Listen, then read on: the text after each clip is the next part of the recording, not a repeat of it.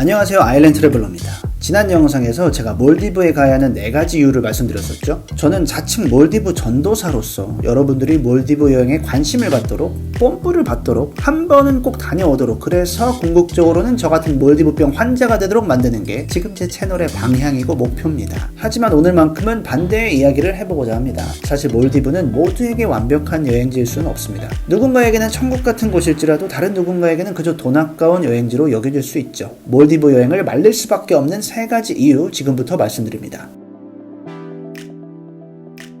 거두절미하고 너무 비쌉니다. 아무리 저렴한 리조트라고 해도 1박에 $300, 유명 호텔 체인들의 고급 리조트는 1박에 $1000를 쉽게 넘습니다. 발리나 코사무이, 모리셔스, 하와이, 칸쿤 이런 다른 인기 있는 허니문 여행지들의 동급 리조트보다 거의 2배는 비싸요. 바다 한가운데 섬에 리조트를 지어놨으니 육지에 지은 리조트보다는 더 비싸게 받을만 합니다만, 문제는 이 몰디브 수도섬 말레에서 리조트 섬까지 수상비행기나 국내선 항공기를 타고 한두 시간 정도 더 이동하는 트랜스포 비용이 거의 인천 말레 국제선 항공료만큼 비쌉니다. 정말 어이가 없어요. 그리고 몰디브 리조트에서 이루어지는 모든 서비스 결제는 10%의 서비스 차지가 붙고 그 금액에 또 12%의 텍스가 붙습니다. 메뉴판에 $10라고 적혀있는 코로나 한 병이 계산할 때는 $12.32로 바뀌는 기적을 경험하실 수 있어요. 리조트에 미리 지불한 숙박비랑 식사비 말고 가서 마사지 한번 받고 익스커션 한번 하고 매일 저녁 먹을 때 맥주나 칵테일 한 잔씩만 시켜도 리조트에서 $1000 정도는 추가 지출을 하게 됩니다. 몰디브 신혼여행 경비는 넉넉 잡아 $1000만 생각해야 된다는 말이 그냥 나온 게 아니었어요.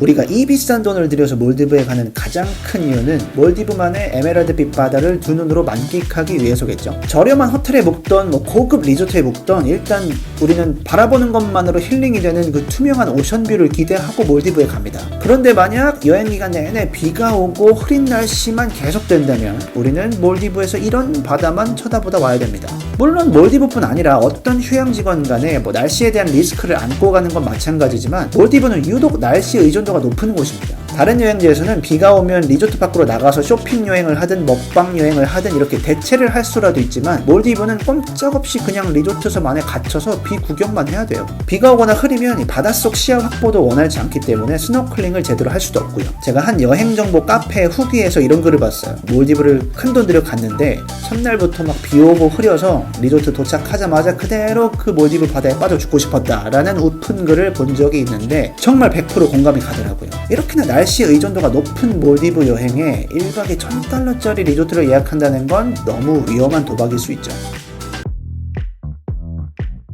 이건 휴양지 여행을 선호하지 않는 분들께만 해당되는 사항인데요. 모름지기 여행이란 바쁘게 움직이고 최대한 많은 경험을 하면서 그 지역의 문화를 마주하는 행위이다 라고 생각하시는 분이라면 몰디브는 그야말로 답답하고 지루하기 짝이 없는 여행지입니다. 리조트에서 먹고 자는 걸 빼고 달리 할 수 있는 게 사진 찍기 아니면 스노클링, 스쿠버 다이빙 같은 해양 스포츠를 즐기는 건데, 사진도 찍기 싫어하고 물속에 들어가는 것도 싫어한다?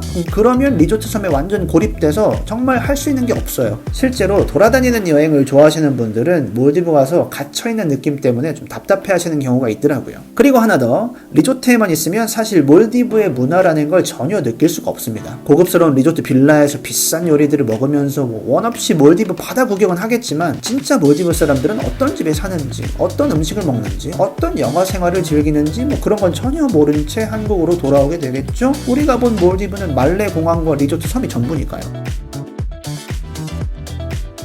여기까지 몰디브 여행을 말리고 싶은 3가지 이유였는데요. 그럼에도 불구하고 제가 몰디브 전도사 역할을 하게 된 건 지금 말씀드린 이 3가지 단점들이 충분히 상쇄되고도 남을 만큼의 치명적인 몰디브의 매력이 있기 때문입니다. 리조트 가격이야 눈높이만 낮추면 얼마든지 가성비 좋은 곳으로 찾아서 갈 수 있고요. 우기에 몰디브를 간다 해도 우리나라처럼 집중 장마철이 있는 건 아니기 때문에 숙박기간 내내 비가 올 일은 없고요. 리조트 섬에 고립된다 해도 저는 사진 찍고 영상 촬영하고 리조트 구경하고 스노클링 하다 보면 시간이 너무 빨리 가더라고요. 몰디브에서 총 9박 했는데 한순간도 지루한 틈이 없었습니다. 휴양지 여행이 체질적으로 안 맞는 분들을 제외하고는 사실 2번 가고 3번 가라고 권유하고 싶은 여행지가 저는 몰디브예요. 몰디브의 바다색을 그리고 몰디브의 바다 속을 두 눈으로 보신 분들은 이제 어느 바닷가 휴양지를 가더라도 성에 차질 않습니다. 아마 다녀오신 분들은 핵공감하실 거예요. 앞으로도 양질의 섬여행 정보 많이 올릴 테니까요. 오늘 영상 유익하게 보셨다면 채널 구독해주시는 게 좋겠죠? 여러분 다음 휴가는 꼭 몰디브 가서 칠링하고 오세요.